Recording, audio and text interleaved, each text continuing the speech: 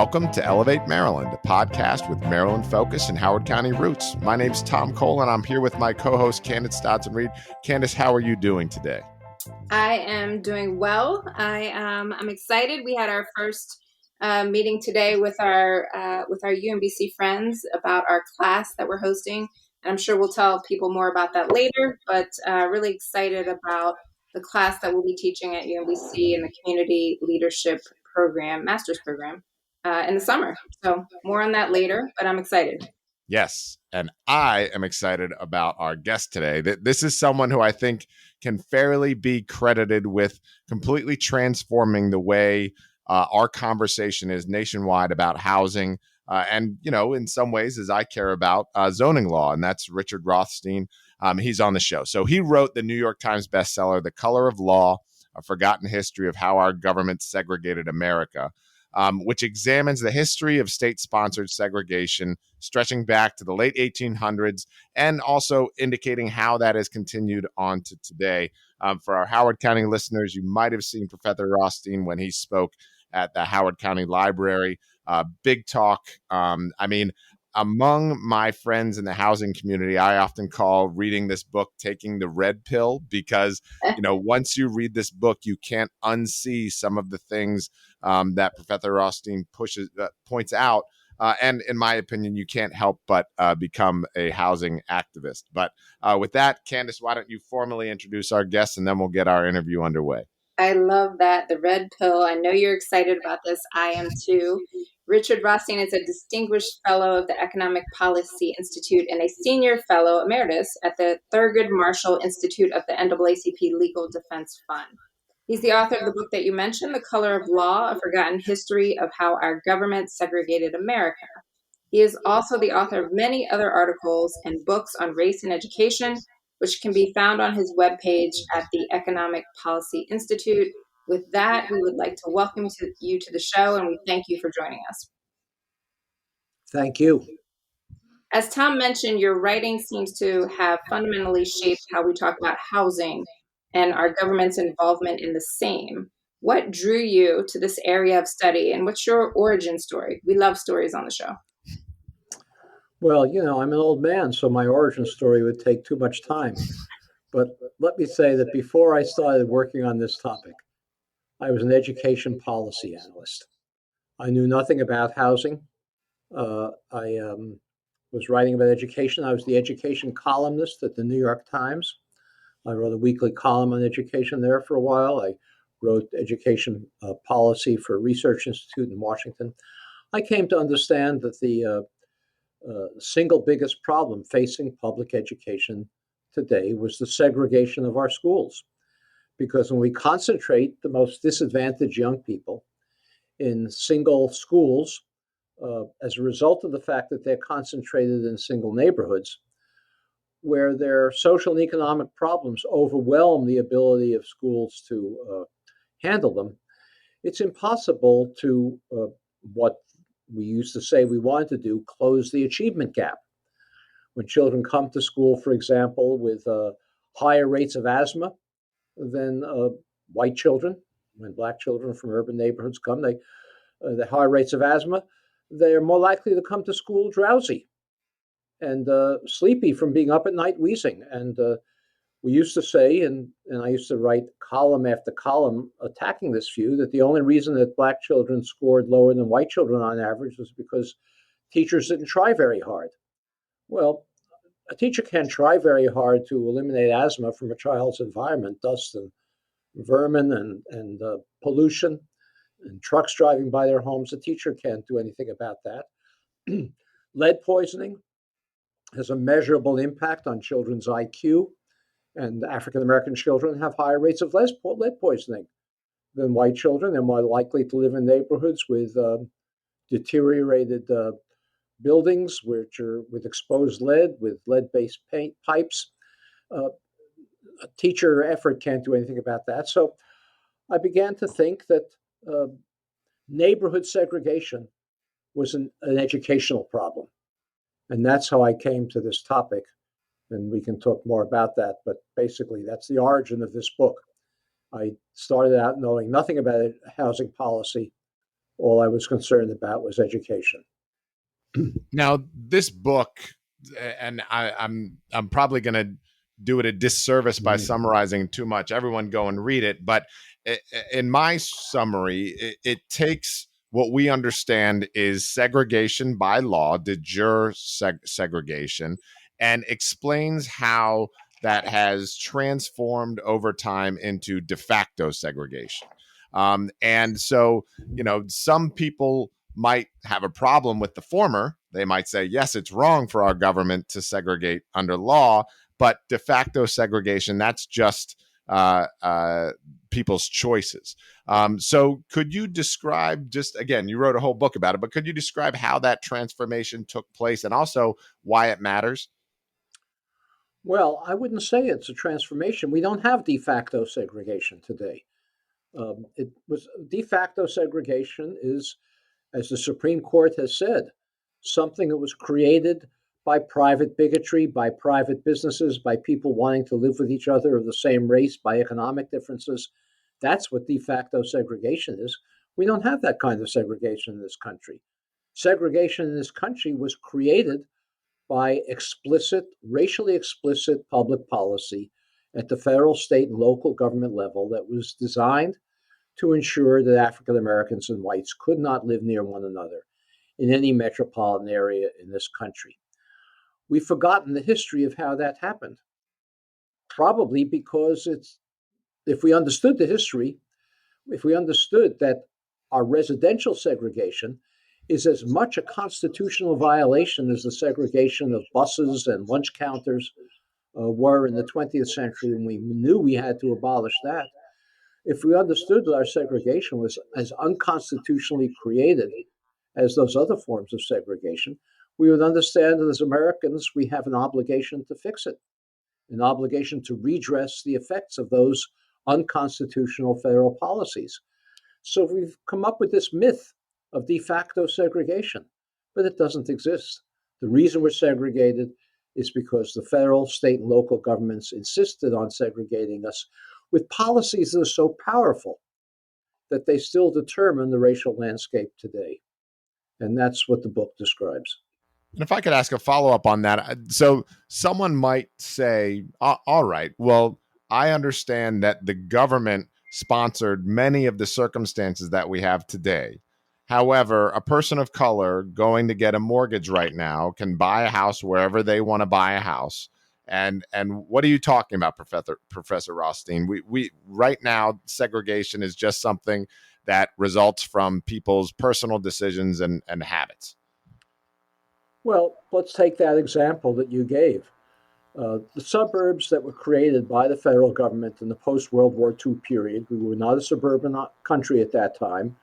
The country was suburbanized by a racial policy of the Federal Housing Administration and Veterans Administration, designed to move the entire white working class and middle class population out of urban areas into single family homes in all white suburbs.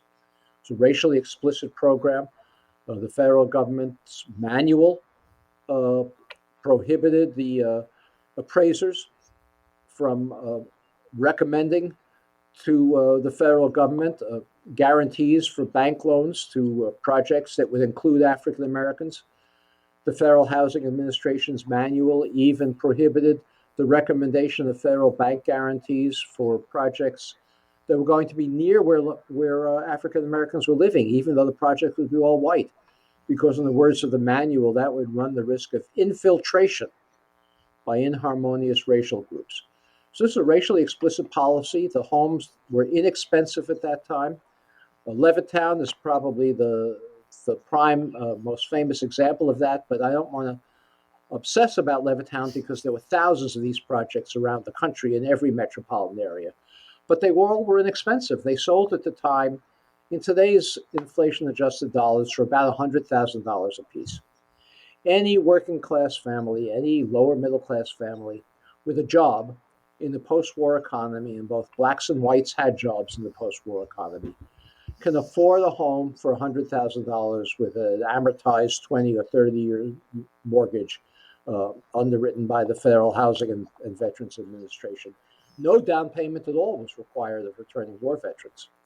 All right, so we passed the Fair Housing Act in 1968. It said, in effect, as you say to African Americans, okay, now you can move to Levittown. But Levittown is no longer affordable to working class families, middle class families of any race, either race. So to say to African Americans that the Fair Housing Act has remedied that unconstitutional creation of a white segregated community is inaccurate. Levittown today is about 1 to 2% African American because there are some African Americans who can afford to move into a community where homes now cost $300,000, $400,000, $500,000, not $100,000 that the whites in today's money paid for it. But Levittown, and I'm just using this as an example that you can do the same thing for any of these communities all over the country. You look at the white suburbs that create a white noose around urban areas. You can do this for any of them. But Levittown is in a neighborhood where 12, 13, 14% of the community is African American. You would think that were not for that unconstitutional policy that the federal government followed, that Levittown would be 12, 13, 14% African American. The Fair Housing Act itself is incapable of doing it. What the federal government should be doing is a narrowly constitutional remedy for a very explicit constitutional violation. The federal government should be buying up homes in Levittown at market rates when they come up for sale, up to about 13% of the community, and reselling them to qualified African Americans at deep discounts to remedy the unconstitutional segregation that we created. Simply telling African Americans that they can move to communities that are now unaffordable to working class or middle class families of either race is not a remedy for the segregation that we created. I've been thinking about something for a while, and I want to ask you this. And I hope this comes off in the right way. I think it's, these issues, as we grapple with these issues as a society, I think it's one, certainly understanding the history, right? And many people do not. And so I appreciate what you're saying. I think also sometimes it's about language. And there are people in our community and in Maryland and across the country who, as soon as they hear race, racism, inequality, they shut down immediately, and they don't want to have that conversation, that real conversation that could potentially lead us to a place where we really address the issues, right? The systems and the systematic issues that we've had that are the root of this country. And so is part of it it's certainly a history issue, right? Like, and not understanding the history is part of it related to the way in which we talk about these issues. Because, and I'll just be frank, sometimes non-people of color, white folks, don't want to hear that what they're saying is racist. Say that last sentence again. Not what they're saying. What? That that non-people of color, that white people sometimes don't want to hear that what they're proposing, these policies, these issues, what they're saying is racist, is rooted in racism. Well, let me say two things. First, I don't like the term racism or racist. When you create a term that you use as a weapon, when you create a term that means everything, it means nothing. And we use the term racist to describe everything from a policeman murdering George Floyd to a woman walking down the street and clutching her handbag a little tighter if she sees a black man. Those are not both the same thing. And to call them both racist deprives them of all meaning, deprives the term of all meaning. We have many policies in this country that are completely race neutral. They don't intend to discriminate on the part of race at all, but they are discriminatory because when you have two groups of people who are different in their circumstances, any race neutral policy is going to affect them differently. So, for example, I've written about this, and there's been a lot else written about this. Property tax assessment systems are discriminatory. If a property tax assessor, a property assessor in a county, I don't know about Howard County, but if a property assessor in a county delays doing a regular reassessment, it's going to wind up discriminatorily taxing African Americans more because mostly in this country, property values rise faster in white neighborhoods than in black neighborhoods. So the more time that passes between a regular reassessment, the more the market values of white homes are going to be higher above their assessed value than the market values of black homes. That makes black families, black homeowners, pay a higher burden of taxes relative to the market value of their homes. They're bearing an unfair burden of the financing of schools and libraries and fire departments and elsewhere. When a property tax assessor tries to save money by delaying a reassessment, not doing one every year, it has a discriminatory impact. Is it racist to use the same term for delaying a regular assessment and for putting your knee on a black man to kill him? Makes no sense. So in that sense, I don't think that kind of language is helpful. I do think that in order to have an intelligent conversation about this, people have to understand that we had racially explicit policies that were designed to segregate this country.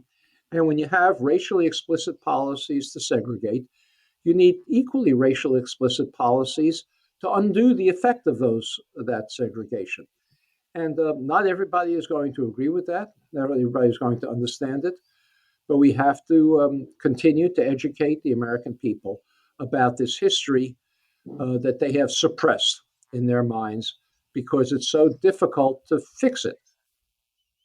And speaking in terms of fixing it, your book came out about 3 years after Ta-Nehisi Coates published his essay in The Atlantic, The Case for Reparations. And I was interested to hear you reference the idea of the government buying up these properties and then selling them to Black families at a deeply discounted rate. Are you aware of any initiatives either on a state-based level or at the federal-based level to sort of prosecute this case for reparations, to take on the solutions that would be necessary for this government-sponsored wealth disparity? Well, again, I don't use the term reparations. I think most people misunderstand it. Ta-Nehisi Coates uses it. I don't fault him for it, but I think most people misunderstand it. When most people hear the term reparations, they think of a single monetary payment to the current generation of African Americans, as though that were going to fix our racial problems. It's not going to. It would be a token payment. It would not be nearly enough. Even if it were a way of redressing segregation, it wouldn't nearly be enough. And if you did such a thing, if you were to issue that kind of single monetary payment and call it reparations, people would say, okay, now we fixed the problem.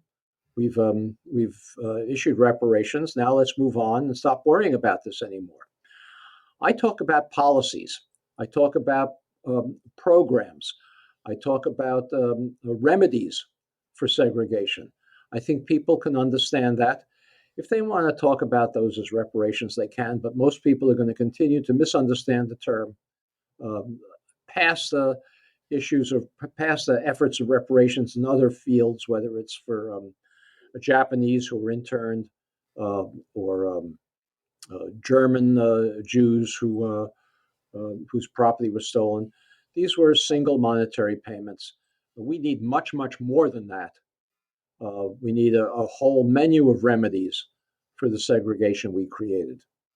And are you aware of, and I know your prescriptions are mostly at the federal level, are you aware of any policies that have been pursued to address this wrong?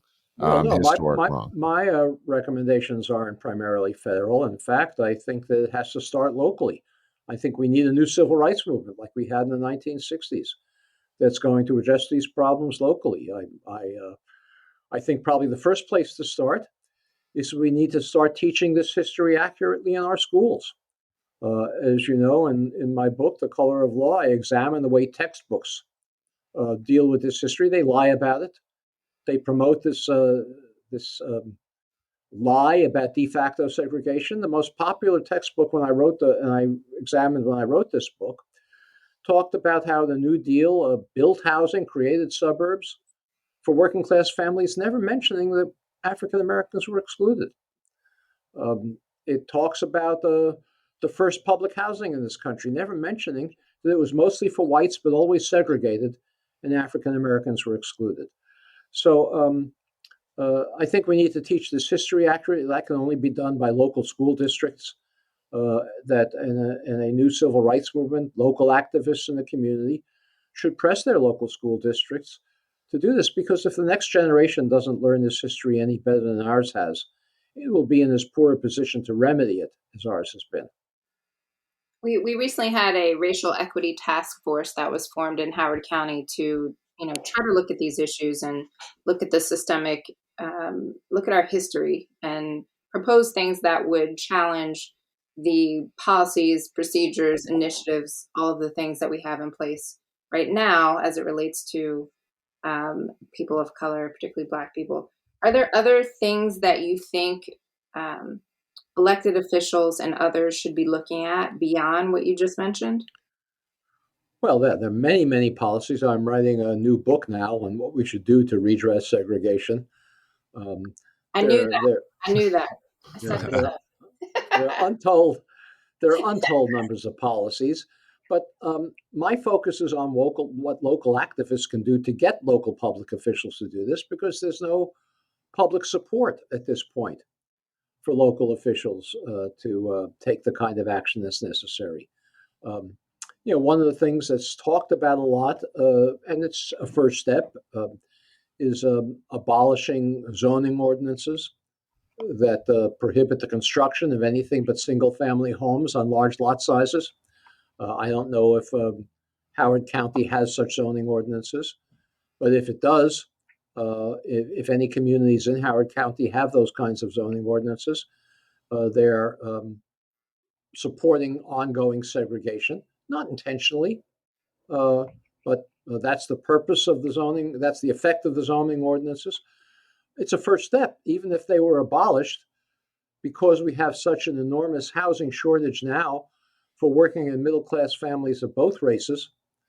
Even if you permit duplexes and triplexes and quadruplexes to be created in a community that previously had only single family homes, whites would typically outbid African Americans for them because they have a housing shortage as well.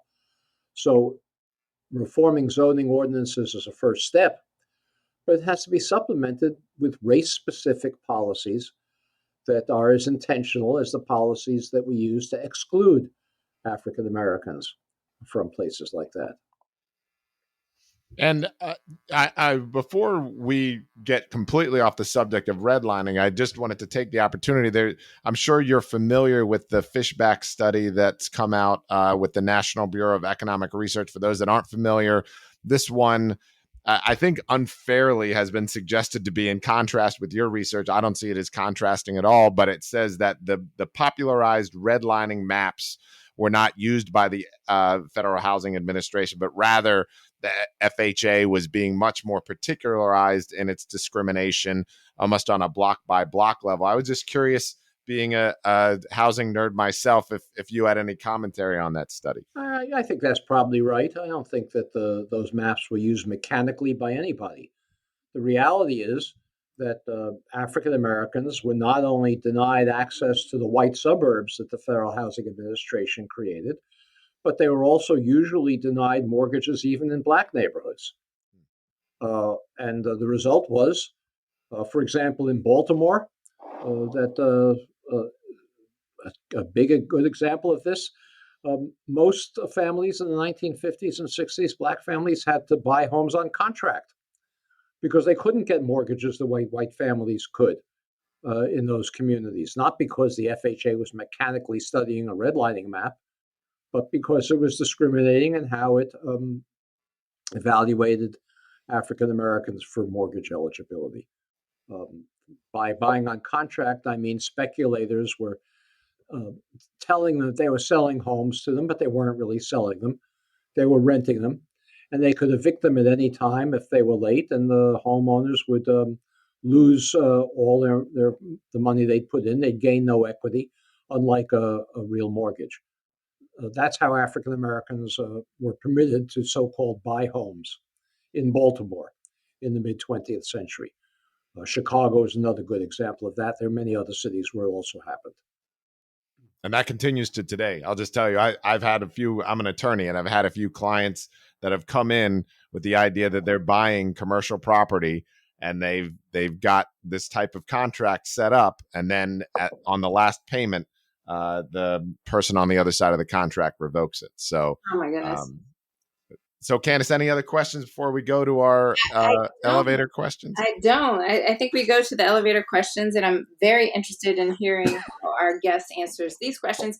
These are questions that allow our listeners to get to know a little bit more about you.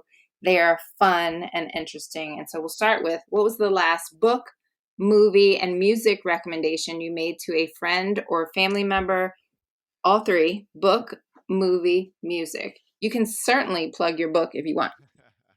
No, I'm reading a book by Elizabeth Strout now called Abide by Me.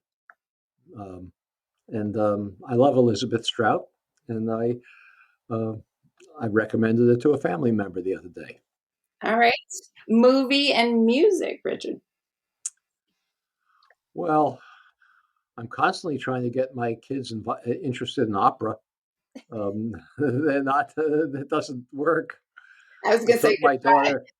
I took my daughter to an opera a couple of years ago, and she's in her 40s, and she looked around and she said at all the people there. She said, "Oh, a silver tsunami." So that wasn't particularly successful. Movie, well, I'm an old man. I recommended one of my favorite movies to my grandkids the other day, My Cousin Vinny. Okay. And they loved it. That's one shown in every law school across the country. So that's a good one. Now here's a tricky question, because we have certain guests that come on that I feel like they have a hard time thinking of a benign opinion. So the question is, what is the most unpopular benign opinion you hold? And we normally use these examples that are food related or most insignificant hill you'd be willing to die on. I have a new one that I put on Twitter that people like. They're either like, hell yes or absolutely not. And that is, candy corn is delicious. The best candy out there. Benign opinion? Yeah, like I said, it's okay if you don't have any. I mean, it sounds like... Yeah, I'm a man of strong opinions. We'll take that. We'll take that. What podcasts, if any, are you listening to? I don't listen to podcasts. I read. Okay. Wherever that's I can, fair. anytime I read. I do listen to books as I'm walking, Okay. but aside from that, I read. I Right. even read. Let me tell you, I even read the real newspaper. The one that gets ink on your hands. I have a daily subscription. That's how I've realized a long time ago that if I read it on the day it comes out in the newspaper rather than 2 days before, like everybody else, the news doesn't change. So I'm quite happy reading it on the day it's printed. That's very interesting, because I have recently decided that I need to read newspapers and not read them online and not read them, like on the iPad as I go somewhere at work or whatever. I've decided that I might go there, and my daughter said that's very retro. I love that, Mom. Well, I'll tell you, I'm a big supporter of doing that. I think that it's much easier to find interesting articles that you wouldn't otherwise read if you were just being shown them on your device. And I'm constantly trying to persuade my grandson to read the real newspaper and to become aware of what's going on in the world. I'm not successful there, but Yeah, I appreciate that. Well, I'm making that shift, so you have just validated that for me. good. And one more comment on that, in light of my Save Our Son involvement, is that buying the paper edition of a newspaper provides more dollars to your local paper than reading it online. So just keep that in mind as well. Professor Rothstein, we normally end all of our I'm not show. a professor. I'm not a You're not? professor. Oh, no. Oh my goodness! I I'm just, can't go back and edit all that out. Maybe I'm going to consider you my professor because I all learned right. so much from the book. So there we go. I'm just a ne'er-do-well. All right. Well, Richard, we normally end all of our shows by asking, what do we all need to do to elevate Maryland? But because you're a national thought leader, I'm going to ask you, what do we need to do to elevate our housing discussion across this country? Well, I think the most important thing we can do is to get together with others to examine your own community in a biracial group, which we have very few of because so few Americans today know people of the other race on a social basis as peers. We know them in workplaces, we know them in servant relationships, but we don't engage in social relationships. And so I think the most important thing we can do is to engage in biracial committees that are going to examine the racial circumstances in their communities and begin to take action to redress it. Wonderful. Well, thank you so much for coming on the show. And again, your book had a big impact on me, a number of my friends as well. And I can't wait until your next book comes out. And if you're available, we would love to have you back to discuss that one. But this has been a great show. We appreciate thank you. Thank you. I can't wait till it comes out either. it. I've got to finish it first.